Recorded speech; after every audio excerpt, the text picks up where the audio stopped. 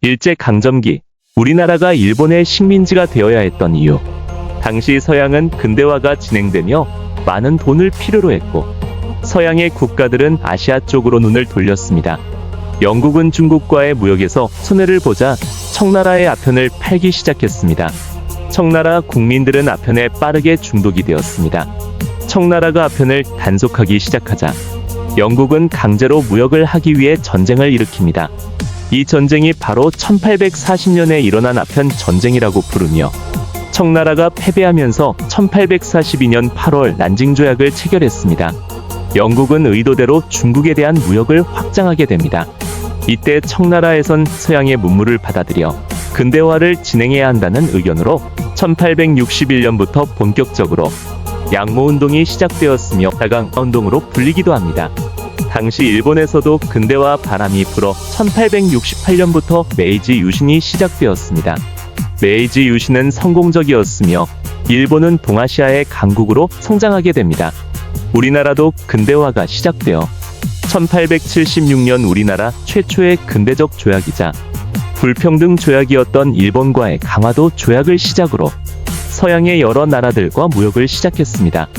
조선은 별기군이라고 불리는 신식 군대를 창설했는데, 이것은 일본인 교관이 지도하는 일본식 군대였습니다. 조선 정부는 별기군과 구식군대를 차별하여 구식군대에는 1년 이상 쌀 배급을 주지 않았고, 그러던 중 구식군에게 겨와 모래가 섞인 쌀을 지급하자 분노한 구식군대가 1882년 난을 일으켰고, 이 난을 이모군난이라 합니다. 일이 점점 커지자 고종은 청나라의 군대 파병을 요청하여 청나라 군대에 의해 이모군난은 끝나게 됩니다. 일본은 별기군이 습격받아 공사관을 비롯한 자국민이 피해를 입었다고 말하면서 조선에게 보상을 요청했습니다. 이때 맺어진 조약이 제물포 조약이며, 이것으로 일본의 경비병이 조선에 들어오게 됩니다.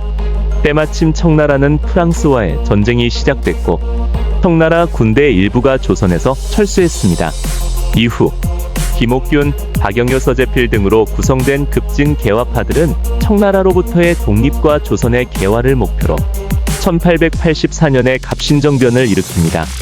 갑신정변은 성공하는 듯 했지만 명성황후의 청나라 원군 요청으로 청나라의 군사 개입과 민중의 지지를 얻지 못함으로써 3일 만에 실패로 돌아갑니다. 갑신정변은 단 3일 만에 끝났기 때문에 3일 천하라고 불리기도 합니다. 이로 인해 1885년 청나라 리홍장과 일본의 이토 히로부미가 텐진 조약을 맺었으며, 그 내용은 청, 일 양군의 조선에서의 동시철병, 조선의 별난으로 군대를 파병할 때는 먼저 상대방에게 통보한다는 것 등이었습니다. 이 조약으로 일본은 조선에서 청과 대등한 세력을 유지하여 조선에 대한 파병권을 얻게 되었으며, 후일 청일 전쟁 발발의 원인이 되었습니다. 한편 국내에서는 양반과 관리들의 부정부패가 갈수록 심해져 결국 농민들은 폭발했습니다. 1894년에 일어난 이 사건을 동학농민운동이라고 합니다. 고부민난으로부터 1년여에 걸쳐 전개되었던 동학농민운동은 결국 실패했으나, 여기에 참가한 동학농민군은 뒤에 항일 의병항쟁의 중심 세력이 되었고, 그 맥락은 3.1운동으로 계승되었습니다.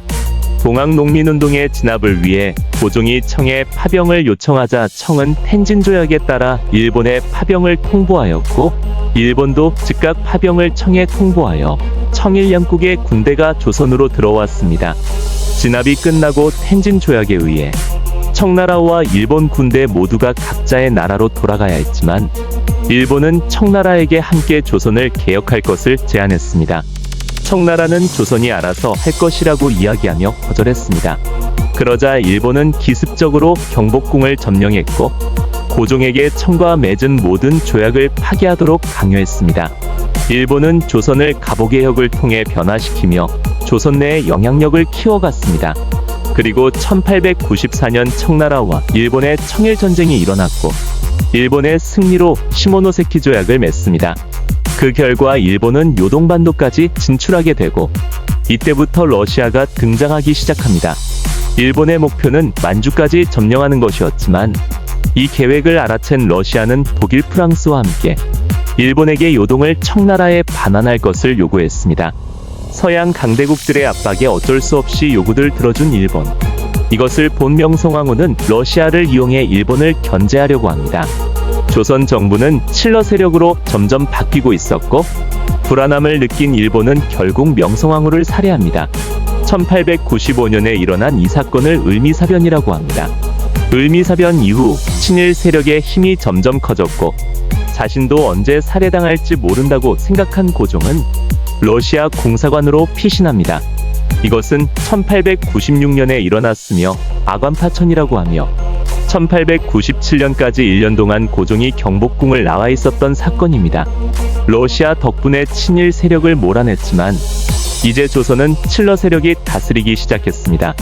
일본은 아직 러시아와 싸울 수 없다는 생각에 러시아의 요구를 들어줬고 고종은 다시 궁으로 돌아와 왕권을 회복시키고 1897년 자신을 황제라고 칭하면서 나라의 이름을 조선이 아닌 대한제국으로 바꿨습니다.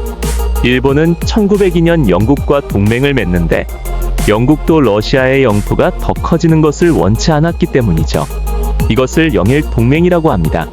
이후 1904년 일본은 러시아의 기습 공격을 감행해 러시아와 일본의 전쟁이 시작됐으며 이것을 러일전쟁이라고 합니다. 많은 전투에서 일본이 승리했지만 러일전쟁은 일본의 피해도 만만치 않았습니다.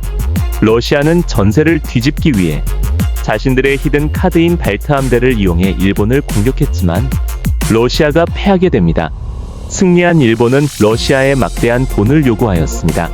당시 러시아는 이른바 피해 일요일 사건으로 노동자들의 비폭력 시위가 많이 일어나고 있었던 상황이었고 일본도 계속 전쟁을 진행할 수 없는 상황이었기 때문에 미국의 중재 아래 러시아와 조약을 맺습니다.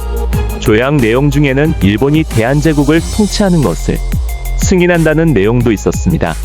이때 맺어진 조약을 포츠머스 조약이라고 하며 1905년의 일입니다.